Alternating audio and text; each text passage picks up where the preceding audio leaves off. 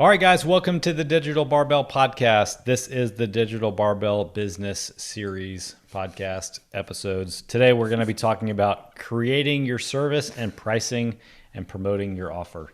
You got to do everything we talked about in all the episodes leading up to this. But if you don't have something to sell people and you don't know how to price it, your business is going to be short-lived.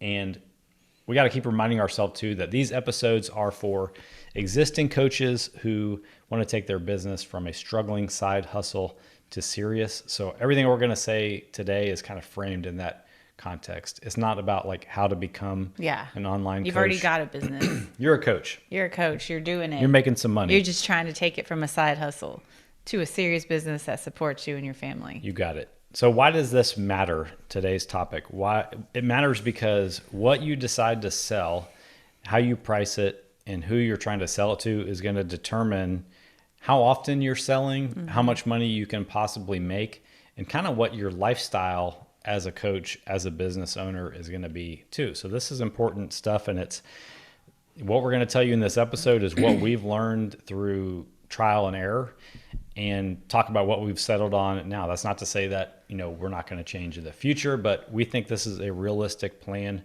that you can follow kind of as a template.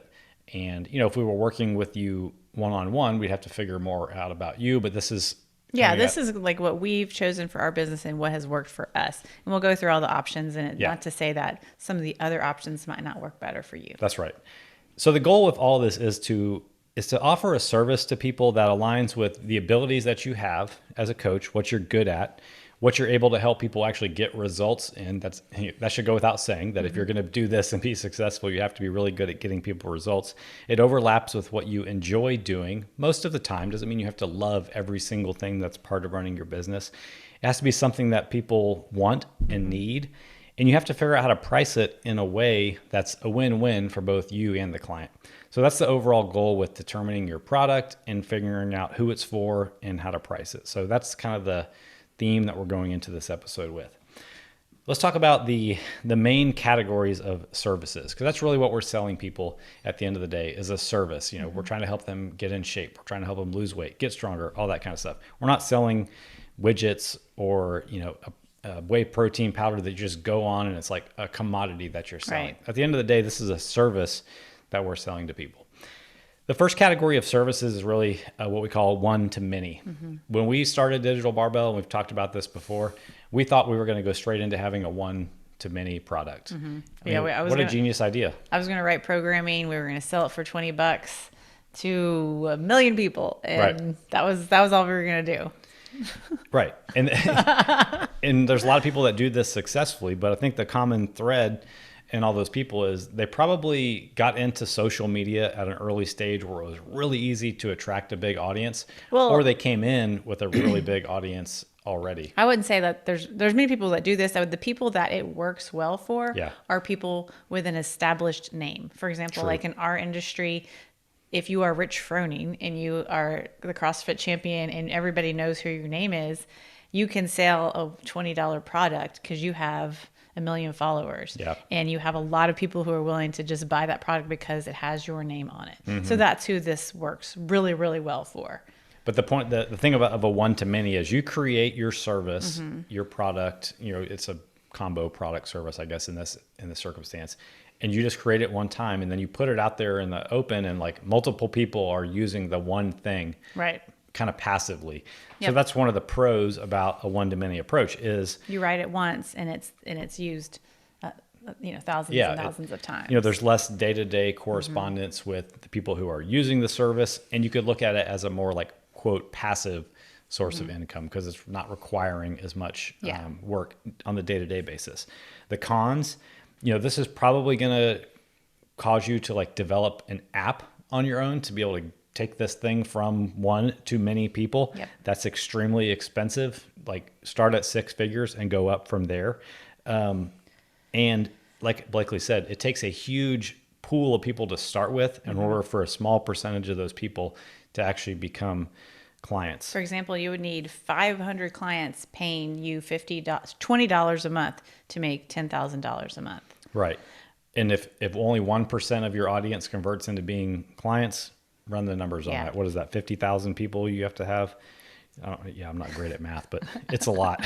I don't know about you, but I think most coaches that are trying to do this one-to-many thing, they're probably in more like the 2 to 10,000 people in their audience mark, and they're really going to struggle to make this actually scale into something that takes this thing to serious. I think there are people who are stuck in this mindset. If I could only develop some kind of $20 or $30 a month program, get a whole bunch of people to subscribe to it, this is the thing that's going to make me scale and make me be able to quit my full-time job and do coaching full-time. But we would probably disagree with that approach. The other thing about having a one-to-many is you're always going to have people quitting, which means like you're always going to be trying to replace those people, which means you're always going to be trying to sell, and people are going to get sick of you trying to sell. And it's just not going to feel good to always feel like you're promoting yourself and join my thing and blah, blah, blah. So that's one of the downsides. One other thing to think about is just like when people join a one-to-many program, you have to think about like when to insert them into the programming. Say they purchase a 12-week program, you have to know their start date and you have to know when they finish and have to be able to follow up with them. And if you do end up with like 500 clients that are doing this one-to-many, the processing of keeping track of all the times that people are starting and finishing. I actually tested out a one-to-many program, and my program ended and no one ever reached out. I mean, I started the program. Someone was like, welcome, here's your program. And I did it. And then when I was done, I was like, what's now? Because I was paying monthly actually. And I was like, what happens now? I was like, oh, you can just do it over again. And I was just like, it was just a weird feeling. Like no one was looking out for me. No one knew that my program ended. Yeah. So that's a huge downside. Like plus dealing with people whose payments fail and stuff like that. If it takes 500 people to make this worth it for you, or 1,000, if you want to make $20,000 a month, then, or whatever the numbers were, it's a lot of people. It's a nightmare to keep track of. So okay. She's like, get on with this one. All right. The next type is a one-to-one. So this is a higher ticket item, something probably closer to that $200 to $300 a month for the client. This is where you are. It's like that's what we do, a custom program for your client. Yeah, you're working individually with somebody. Like you're corresponding with them daily, weekly, whatever. It's like more tailored to them. Right. What are some of the pros of a one-to-one approach? So with a higher price ticket, you just definitely need less people. So 40 clients at a $250 a month will make you that 10K as opposed to the 500 you needed at that $20 mark. There's less investment up front for these people. From the coach. You don't have to get an app. You can you could even start doing this through email if you really wanted to. Actually, that's how we started. And spreadsheets. You have a higher retention on these type of clients because you really just develop a relationship with them. You know their name, and that's like what we actually have that across our website is we're coaches that know your name. We know your name, we know your schedule, we know your kids and your dog's names, and we have a relationship with you. Yeah. And these type of relationships just result in more referrals. Yeah. So you've created a relationship with these people and they are going to tell their friends about you and refer you to them. Yep. What are some of the cons of the one-to-one approach though? Can't all be good, right? Yeah. I mean, it's a higher priced item. So it's a different type of client that is looking for a $250 month product versus someone that's looking for a $20 a month. So you're going to get a different type of client out of that. Can be a good thing too. Yes. We'll talk about that too.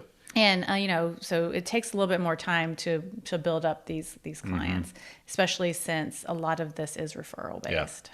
Yeah. You're not, what she's saying is like, even if you take this one-to-one approach, like, and coaches listening to this will know this is true because you started out making $500 a month, and then you got up to $1,000, and then you got to $1,500, and then you got to $2,000. It's a gradual increase.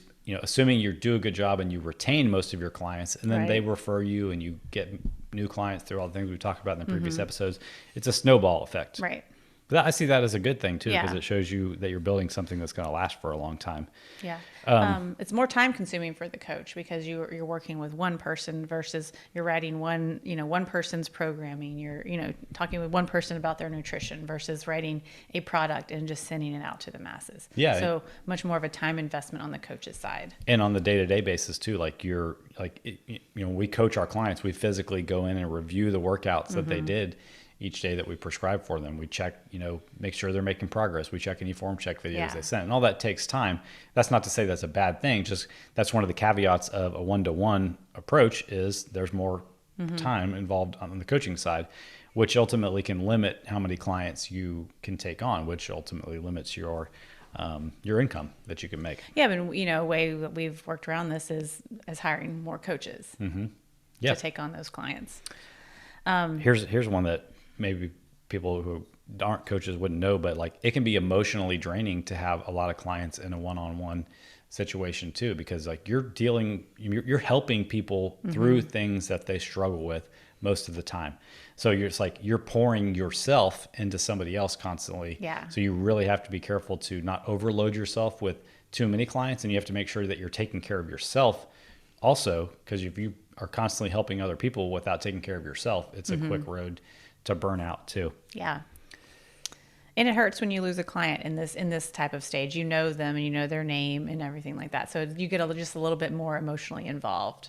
And it hurts from the financial standpoint more too, because like if you're doing a one-to-many thing and 5 clients drop off that were paying you $20 a month, you only lost $100 a month. But if you don't have a whole lot of clients and they're each paying you $250 a month, it hurts when you lose that $250 per month. Yeah. So not only emotionally, but it hurts your bottom line too when you lose one-to-one clients.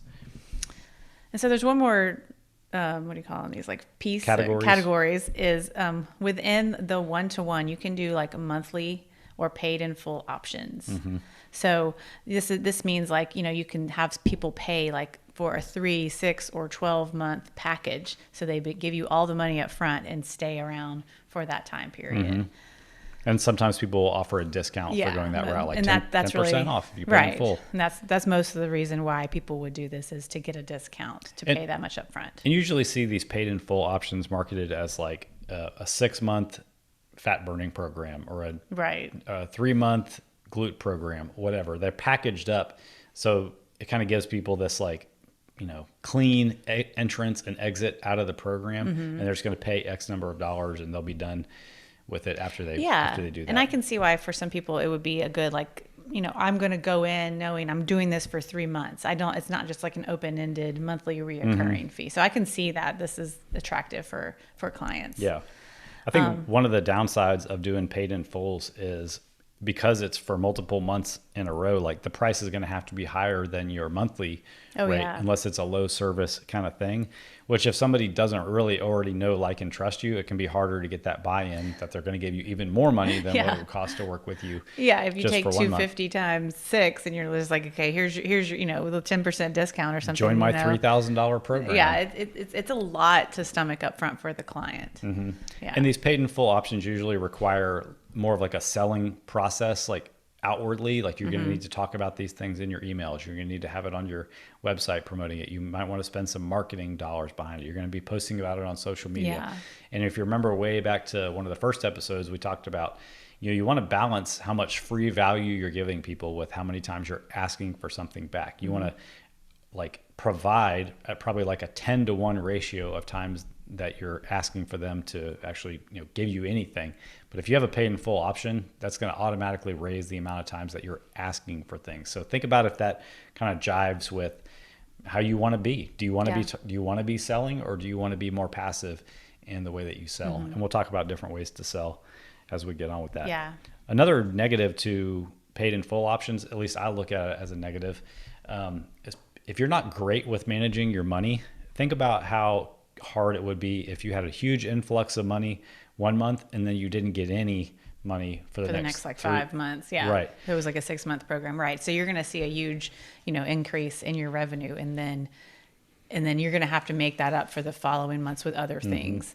There's a lot of business coaches out there that coaches specifically, and all they tell them to do is these paid in full things. And then you see their testimonials out there, like they'll post a screenshot of a coach saying like, I made $20,000 in one day, thanks for your help. Right. But what they're not telling you is that $20,000 was for a 6 month program. Yeah. And now they're stuck, that's being really the money they have to live off of. 20,000 divided by 6. That's not, a 1 month's income. And then they're trying to like start all those people on that paid in full option at the same time, which can be more of a headache than if you gradually have more monthly clients rolling in. Yeah. I think that one of the biggest, it can look like an attractive feature of this is like, oh, you kind of like get a large amount of money and you have this person that's dedicated for X number of months. But we all know life happens, and sometimes these people still, even though they've paid in full, they might not stay around. And if they pay for a 6-month product and they get 3 weeks in and they're like, this is not going to be for me. I couldn't keep that money. Yeah. Like, you're going to have to refund that money to them, because you're not going to get a referral from them if you don't. I mean, you can't keep their money for nothing. And that's just my opinion. But so I stay away from these, because maybe it looks attractive. Maybe it looks like you're going to get a 6-month commitment, but if this person drops off, you're going to do the right thing and give them their money back and not look like a jerk. And they're gonna go ahead and give you references and talk great about you, like, oh, this came up, this crazy thing in my life came up, and they refunded my money, and they were still great. I think that's a great point. Probably not a lot of people think about, like, because you can choose to be like the kind of person who's like, I give 0 refunds. You didn't do the program. You didn't follow through. It's a hard line in the sand. And most companies operate like that, like Netflix. I was like, we're not Netflix. Our clients all the time, the day after their thing renewals, they're like, oh, I forgot to tell you that I didn't want to continue. We're not Netflix. We're not going to say like, sorry, you already paid for the month. I'll cancel you and you have 1 month left. No, I'm going to give you your refund back. And because of that mentality, like, a lot of people do come back after a time off and become clients again, because they trust you. It's right. It's like just a level of trust. You want to be treated with respect too. So I think this is a good time to talk about like what we've done, and honestly, like some of the mistakes we've made through all of this. So when we started out, our first idea, like he said, was just, we're going to have a $20 product and sell it to 1 million people. But we don't even know. Still working on that. We don't even know 1 million people. Geez.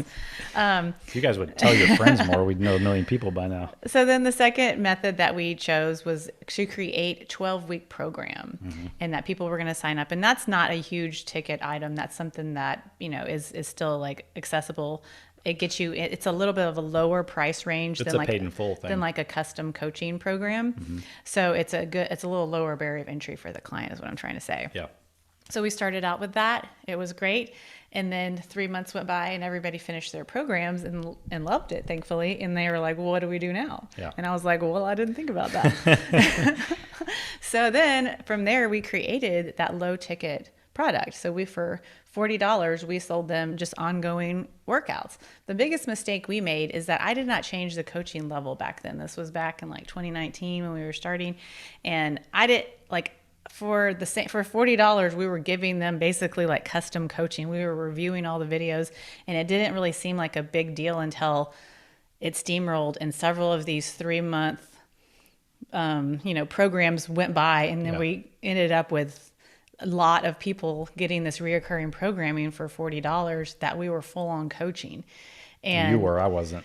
Yeah. And it was, it was a lot. And all the while we were custom. We were also custom clients were still the meat and potatoes and nutrition coaching of the business. This just kind of happened without us planning on it. Yes.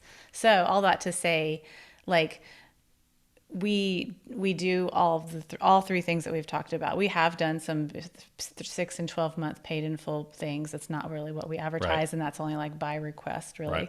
Right. Most of the time we do custom month to month custom coaching.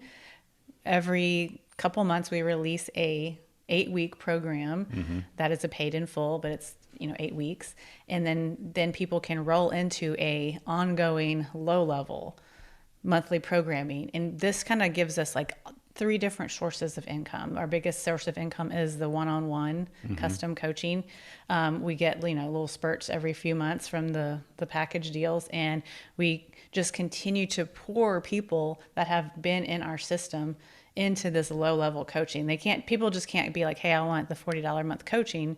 They have to have gone through a program or had been a custom client or been coached by us in some way before they can drop into that. Yeah. It's not actually coaching. It's just workouts. Yeah, we're just workouts. Sorry. That's a good synopsis of that. And so I guess, not to say you have to follow that program, but that has That's how our business has evolved, and it continues to work for us. Right. We've put the programs on the shelf for periods of time to experiment with just doing custom, and that's been great too. We actually enjoy, coaching people through these 8 to 12 week programs, and you tend to like get people who have been kind of on the fence or afraid to apply for coaching. There's a lower barrier to entry for them to be like, well, I'll jump into this, lower cost. They don't even know what the cost of coaching is to start with, but they just see like, I can do an 8 week program, and they jump into our atmosphere. And a lot of those people end up becoming custom clients too. So, the picture we're painting for you here is just this giant ecosystem of helping people reach their goals through a couple different basic services, and it keeps them in our sphere. Right. So I hope that makes sense. And I hope we're painting a picture of like, there's no magic trick to creating or pricing your offer. It's about having a whole system where people have a way to get in, have a way to experience what your style of coaching and working with your business is like, and then keeping them forever. Because it's all about building, the only way you're going to build up your income over time is to get people, keep people, and get those people to refer you more people. And this is going to be a reoccurring theme in this podcast, but none of this would have happened without the first 5 episodes that we talked about. The first 5 steps that we've talked about in these episodes is the first thing we did was we had an email. The second thing we did was we captured the email, the people, the website visitors, we got their emails. Third thing we did was we had a pop-up that attracted them to something, and we like coveted the relationship with them by sending them 3 emails a week or more, for years. And then we've we're on 300 podcast episodes. Like we've created these relationships, and none of these people came to us from, oh, I saw your reel on Instagram. Yeah. None of those people came from, all of these people came from us by going, getting somehow in our system, getting these emails, listening to our podcast. They knew a friend who was coached by us in some way. Yeah. So you're going to bring that up again? I'm going to bring that up again. Okay, so let's do some troubleshooting here, because we're talking to the coach that's already making a little bit of money, but just can't seem to break through the barrier to be able to quit their other job and do this full time. Here's some possible reasons that if you're making some money but not enough, what could be going on. Number 1, you're not providing enough service to your clients and getting them enough results to warrant referrals. Yeah, we kind of have a joke back like that. Our clients hear from us a lot, and sometimes they're like, "Whoa, this is different than any kind of coaching I've ever gotten," and I think they appreciate it. Yeah, that we are like I said, like I really feel like clients like start to really trust us and feel like we're in a relationship when they like send us pictures of their kids working out with them and stuff like that. Like that's you trust somebody if you're sending them a picture of your kid and stuff. Yeah. So like I have a client, Wayne, who I know will listen to this, and he's no stranger to working with coaches, even paying for coaching, but has never experienced like the level of touch points that he gets from me in reviewing his workouts and, helping him plan for his travel and like, getting down in the dirt. And I have no doubt that I know that he appreciates that level of service because it's nothing that he's gotten before. But I think that's one of the reasons that our business has been so successful, because anybody who works with us, we give them that level of service. So we're just like blowing their mind with everything that they're getting. And of course, when, somebody bumps into Wayne at the gym and they're like, "Hey, do you know anybody? What are you doing? I'm interested in what you do." He's of course going to refer us to somebody because he loves the service that he's getting. Yeah. So if you're not getting referrals and not making enough money, maybe it goes back to you're just not doing a good enough job for the clients that you do have. That might be hard to hear, but it's definitely true. Secondly, your prices are either too low or too high. Both can be detrimental to your business. If they're too high, you're just not going to get people sign up. And you probably know, when we talk about pricing your offer, you're going to know if you're pricing yourself too high, or if you price yourself too low, you're going to get people who either think you can't solve their problem because it's so cheap, or you're going to get the level of client that wasn't really interested in doing the things that you recommend to them in the first place. They just look at it as kind of like a checkbox. Well, I send in my $29 a month for my coaching. Not really do that thing because I'm not really that invested in it. So you want to find the sweet spot between too low and too high. Yeah, and it's true. People value an investment. If they're invested in some way, but mostly, financially and emotionally and all those things, they're going to value that product more. For sure. You take better care of things that you spend more money on and you just put more attention to them. Yeah. just like Blakley said, maybe you're not making enough money because you're not doing all the things we've said in the previous episodes to get clients. Yeah, like I'm going to say it again, you don't have a website. You don't have a way to capture the visitors' emails. You don't send them emails to nurture that relationship. You don't have a long form social media presence like podcasts or long form YouTubes. And you don't even use IG for like showcasing your personality so your clients can get to know you that way through the story. Yeah, it's like you have a tree out in your yard and you're like, why won't this thing produce any fruit? Well, it's Like because I'm looking for clients. Like why I'm looking for clients. What can you got to put in the fertilizer, you got to put it in the water, you got to make sure the soil's right. All that is a thing that feeds the tree to actually produce the fruit. You can't just expect to get clients if you're not putting in the groundwork on all the things we've talked about in the previous episodes. Number 4, you're not being patient. Yeah. I mean, our business has grown slowly. That's just the truth of it. You know, we've talked about how when we started, we weren't making enough money to even provide for ourselves. Luckily, we had this circumstance where with our friends that let us live in that house for a year and a half rent free, and that's how we made it work. But it built up slowly over time. If we had quit after a year, we're like, this isn't working. We wouldn't be having this conversation about helping other people get out of the situation that we were in before. So it just takes time. It does. And I think if you had asked me back then when we, I closed my gym and we both quit well-paying jobs to do this, that this was going to be our only source of income. I don't think I would have been like, hell yeah. Like, I think I would have been like, I hope so, but I don't know. I think we're both like smart financially and conservative. And like, we've always kind of wondered like, okay, well, what will the fallback plan be? But I mean, I'm not I don't feel like that anymore. Like I know this is what we'll do until we retire. Yeah. But like realistically, coaches, if you're in that $2,000 to $3,000 a month range right now, do all the things that we're talking about right here, and it still will probably be 2 to 3 years before you're making $100,000 per year or more. That's just the truth of it. Anybody who tries to tell you otherwise is trying to sell you something. This makes me kind of think of Shark Tank. One of the things that always drives me crazy on Shark Tank is that they get so mad when people they're starting out. They're like, here's my revenue, here's all the things, and they're like, do you have another job? Yeah. And they're like, nope, I'm not working with you because you're not all in. Like, sometimes you need a little buffer. Sometimes you need a time to have another job while you're building this business, especially before if you're providing for a family. Yeah. So I think ridiculous. It's okay to be. I mean, I worked at Rice University and I owned a gym while we started this business. So I had 3 jobs when we started this business. So I think it's okay to have some either side hustles or a main gig that's providing for you while you're starting your dream business. Yeah, for sure. It would just be irresponsible to, think you're just going to risk it for the biscuit and just like, dip into your 401k if you don't make enough money from your coaching business. Let's talk about setting your prices. Right. I think a lot of people are going to wonder, how the heck do you decide what you're going to charge? I think it's important to point out that, what I just thought of, we have a lot of photographer clients. I don't know if they'll listen to this, but I think they can identify with this because they have to determine how much it's going to cost for somebody to hire them to come shoot their wedding all day. Your prices are not based on what you can afford personally. Like if you think to yourself, well, in my budget, I can only afford $75 a month to hire a nutrition coach. So I'm just going to charge $75. Yeah. How much you make is irrelevant to what somebody can or should pay you for your service. So if you're in that space, and we've been there before, even with other businesses that we've owned, we've kind of thought like, well, how much would we pay for this? Yeah. It's not really about that. It's about what is fair. It's about what you're worth, and it's about what the market will pay for your service. Yeah. And sometimes it's hard to find out the market prices of things like this, but if you know other coaches, just like ask we'll tell you in this episode too.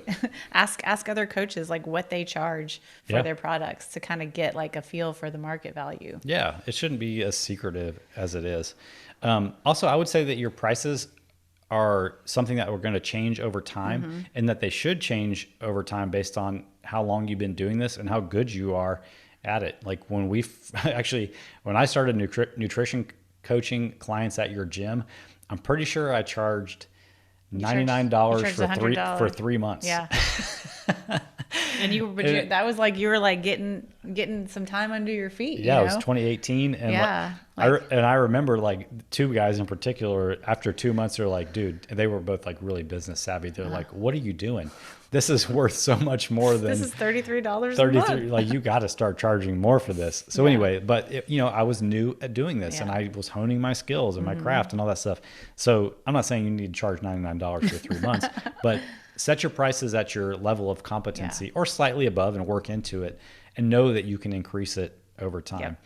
Also, pricing your offer has to do with who you want to work with. Do you want to work with a certain level of person who values your service at $1,000 a month, or do you want to work with somebody who values your service at $10 a month? Those are the two extremes. But who are you trying to target? Right. Is what I'm trying to say. Who do you want to work with? Who do you enjoy working with? And those different categories have different amounts that you can charge. I know I'm being kind of vague here. Well, and also think that the amounts also have a lot to do with the service offered. We were just talking with another coach, and they were telling us a story about some coaches that were going after the super high end clients that are like in the tens of thousands of dollars for these products. And at that, that's a whole nother level of service that if they call you at selling $1 a.m., coaching. you're going to have to answer that phone, That's a good point. Yeah. So what type of level of service are you willing to give as well, I think is another piece. Yeah. And going back to the conversation of like a cheap offer is going to probably attract more clients that are wishy-washy, will ghost you, aren't that invested in the process too. Right. So really keep that in mind.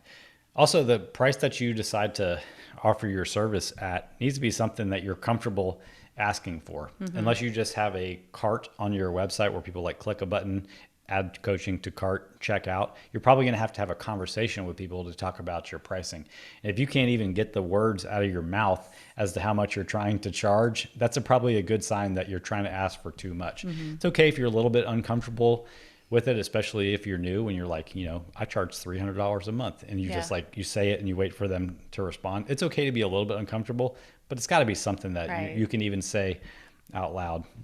If there's coaches that you've listened to that are like, never charge less than $1,000 a month for your coaching, that's somebody who also has something to sell you and probably doesn't actually walk the walk of doing that. Yeah. So newer coaches in our industry, generally are around that $100 to $150 a month, and then more experienced coaches more like the $200 to $400 a month for training or nutrition. Yeah, like a la carte style. Yeah.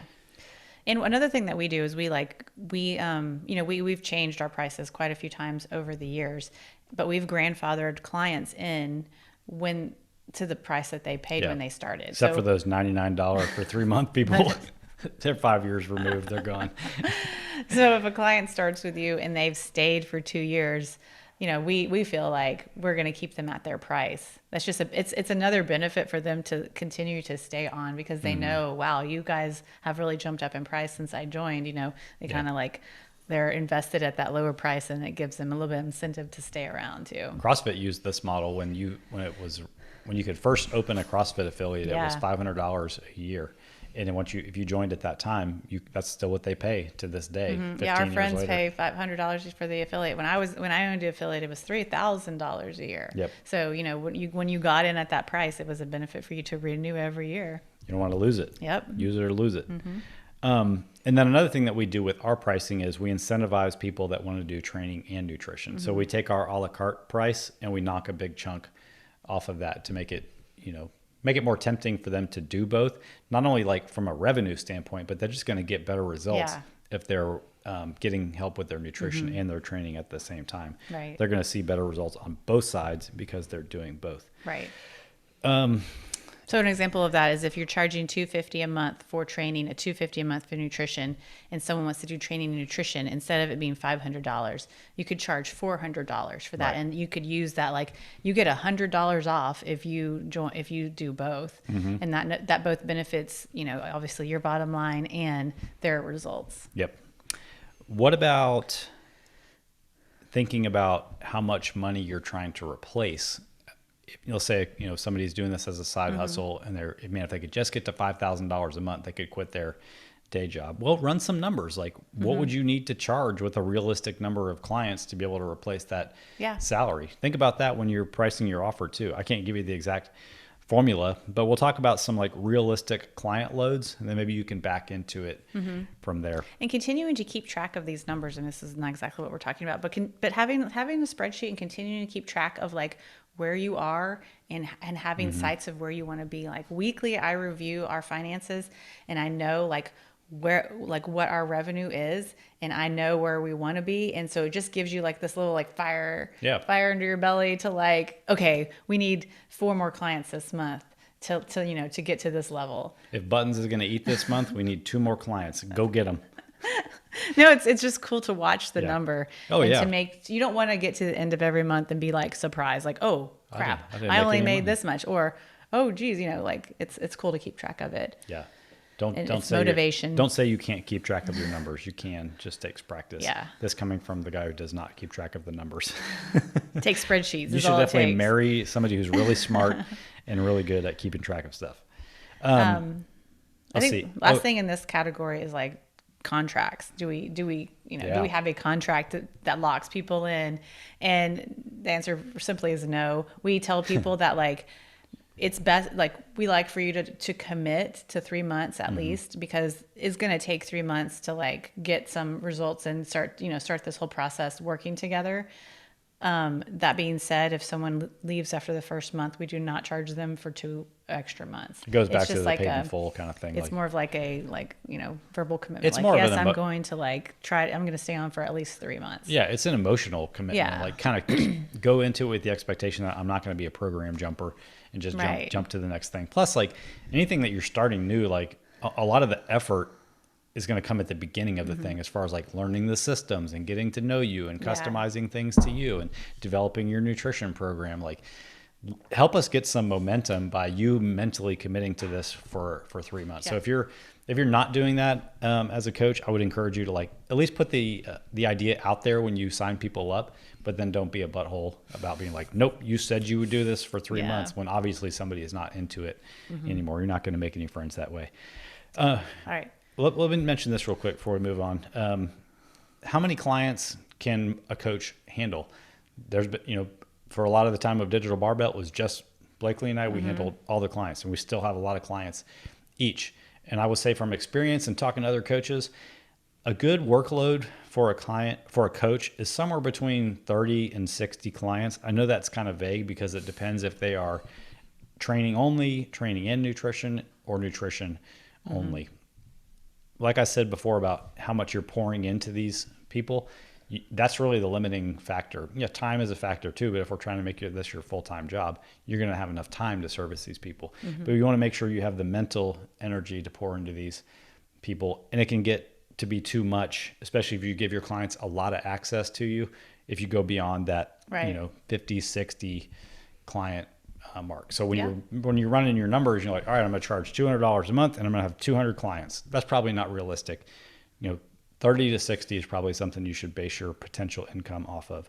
And when you get tapped out on that is when you can start thinking about hiring additional coaches. That's not the topic of this episode though. Maybe we'll do another one on that. Yeah, I think we should. All right. How are we going to promote this thing? We figured out our price. We got to let people know about it. We got to do some marketing. You probably won't be surprised to know that we're not going to say go run an ad. Think about if you were just like scrolling through Instagram and you saw a thing that said like, online coaching, $249 a month, like start today. You would just go right by that thing. Like you don't know that person. You're not going to sign up for anything like that. Yeah. Like strangers, we call it cold traffic. Like they're not warm to you at all. They don't know, like, and trust you at all. Those people are not going to sign up for your one-on-one expensive coaching or even a low ticket kind of thing. So don't waste your money just spending money on, showing your ad to cold traffic. We're not saying don't ever run an ad for your business. Right. We're saying don't run ads for your price. Yeah, your offer. Like I charge this much. Here's what I'm offering. Right. Go. If you want to run an ad to your lead generator that will bring people into your ecosystem. Arms, abs, and the rest. Or just like, an ad that shows part of your personality or whatever. But anyway, this is not about advertising either. We don't even know a lot about running ads on Facebook because it's not a big part of our business. But yes, cold traffic is not going to be where you want to focus your energy. Instead, you want to promote your offer, your service, whatever the thing is you've decided that you're going to sell people, by showing your ideal clients that you already have and demonstrating that you solve the problem that they have. Where are you going to do this? You're going to do it on all the things that we've said in the previous episodes. You're going to tell stories in your emails about the clients that you've helped, build, get stronger when they'd never even touched a dumbbell before. They didn't know the first thing about lifting weights. You're going to highlight them and show your other ideal clients that are reading your emails that, man, these people know what they're talking about. They can identify with where I'm at. Here's social proof of somebody they helped. And then at the end of the email, you just say, like, if you would like to do the same kind of thing, here's how you apply for coaching. Yeah. So we have before and afters on our website. He writes, like he's talking about emails all the time about client wins. We actually have a series on our YouTube channel called 5 Minutes With, and then the name of the client. We feature a client and their story, and it just like gives more social proof and just helps them tell their story of like, what they've achieved. So these are the ways that we have shared client wins. Like I think I said this before in a previous episode, putting this stuff on Instagram is really not the best way. People don't like photos of people they don't know. Like they might see a great before and after picture or whatever, but they don't know that person because they're your client. They don't know them. And so you're not going to get a ton of traction on just like putting together a Instagram swipe through of like all your client wins. And some people might disagree with this, that some people's business thrive off of transformation photos. That's not the direction that we've decided to take with our business. So yes, you're going to write emails about your clients. All of your content, maybe not all of your client, a lot of your content is going to be talking about the struggles that your ideal client has and demonstrating in ways that shift their belief around their problem to show them that you can solve their problem. We'll do another episode on messaging and like what that even looks like when you're writing content. But the way you're going to promote your offer is by demonstrating that you can fix the problem that your client has. And then you're going to talk in that content about how you can work with us, how to learn more about what it's like to work with us. Or and you don't have any content in any email that you write or podcast. Any podcast. We just, we talk about like, well, we have this new program coming out, like the physique program we just released, 8 Week Physique, join it today. We'll talk about that in like a few podcast episodes. He'll put a link to it in a few of the emails. Yeah. And it's okay if sometimes you just straight up write an email or do an intro to your podcast and you're like, hey, come work with us. I think you should work with us. Right. It's okay to be direct too. Sometimes people are just waiting for that. Like, you gotta find the balance between talking about your offer and being so overtly annoying about talking about your offer that people are like, this person's always selling. And that comes with experience too.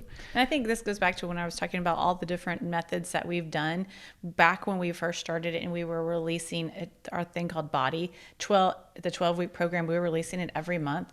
We felt like we were selling all the time. Yeah. And that didn't feel great because we wanted to be like, we didn't want our people who followed us just to think that all we do is sell and try to like get you to be a client. And we were talking so much about those paid in full programs that we forgot to talk about that the bread and butter of our business was the one-on-one monthly coaching that continues to be the staple of our business today. So until we took a step back and we just stopped doing the 12 and 8 week programs and we only focused on custom coaching, did we find that balance of like, okay, we can bring these programs back intermittently throughout the year and we're not selling all the time, and that will give us the chance to focus on telling people that we do custom coaching. Yeah.